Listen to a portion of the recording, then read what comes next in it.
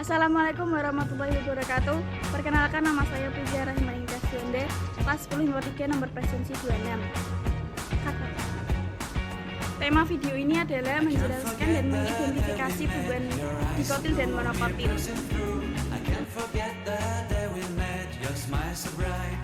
Pandan wangi ataupun yang biasa disebut dengan pandan saja merupakan sebuah tanaman yang bisa tumbuh di daerah yang beriklim tropis. Tanaman ini juga sering ditanam di sebuah perkarangan rumah ataupun kebun. Terkadang daun pandan ini juga tumbuh liar di tepi sungai ataupun tepi rawa dan juga tempat yang agak sedikit lembab.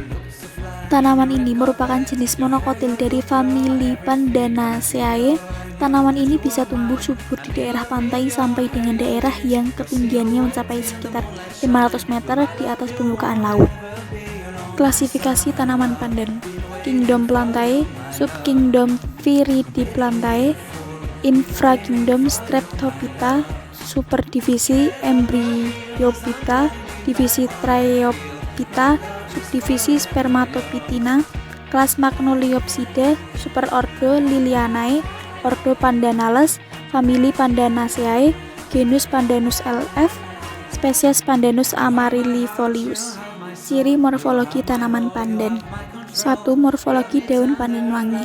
Daun pandan ini merupakan daun tunggal, duduk seperti memeluk batang, bentuknya yang sempit serta memanjang. Daunnya seperti pita, pada ujungnya meruncing dengan bagian tepi berduri kecil-kecil tajam. Terkadang duri-duri tersebut terdapat pada bagian sisi punggung ibu tulangnya. 2. Morfologi bunga pandan wangi. Bunga tanaman daun pandan merupakan bunga majemuk, terlihat berbentuk bongkol dan mempunyai warna putih.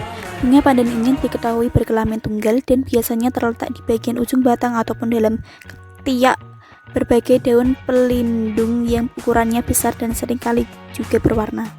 3. Morfologi buah pandan. Buah daun pandan ini merupakan buah batu yang terlihat menggantung berbentuk seperti bola dengan diameter sekitar 4-7,5 cm.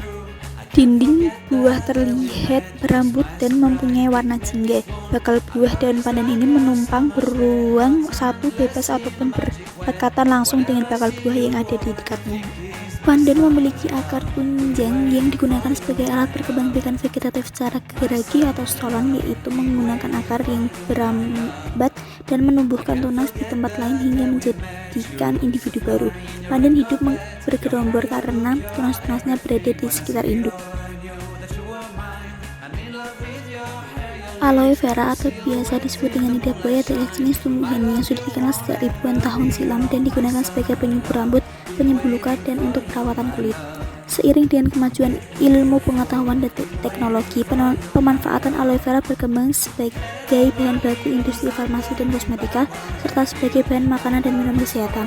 Lidah buaya pertama kali masuk ke Indonesia sekitar abad ke-17 dibawa oleh petani keturunan Cina. Tanaman ini dimanfaatkan sebagai tanaman hias yang ditanam sembarangan di perkarangan rumah dan digunakan sebagai kosmetika untuk penyubur rambut. Klasifikasi tanaman lidah buaya: Kingdom Plantae, Infrakingdom Streptophyta, Subkingdom Viridiplantae, Divisi Triophyta, Superdivisi Embryophyta, Subdivisi Spermatophytina, kelas Magnoliopsida, Ordo Asparagales, Superordo Lilianae, famili Hantorrhoeaceae, genus Aloe L, spesies Aloe vera L. Brum F. Ciri morfologi lidah buaya. 1. Akar. Akar aloe vera berupa akar serabut yang pendek dan berada di permukaan tanah. Panjang akar berkisar antara 50-100 cm. Untuk pertumbuhannya, tanaman menghendaki tanah yang subur dan gembur di bagian atasnya. 2. Batang. Aloe vera berbatang pendek tertutup oleh daun-daun yang rapat dan sebagian terbenam dalam tanah. Melalui batang ini akan muncul tunas-tunas yang menjadi anakan. Aloe vera bertangkai panjang juga muncul dari batang melalui celah-celah atau ketiak daun. 3. Daun.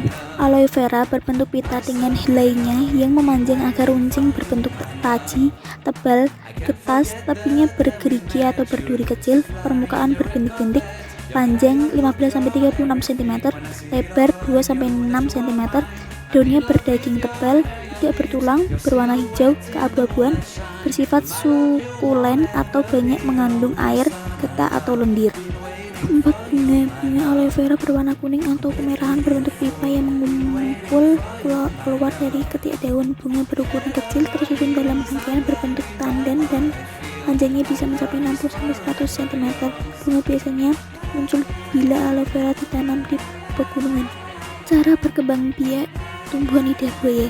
Cara reproduksi lidah buaya dapat terjadi dengan cara vegetatif buatan, yaitu stek daun, dan dapat pula secara alami, yakni dengan biji atau reproduksi generatif pada tumbuhan.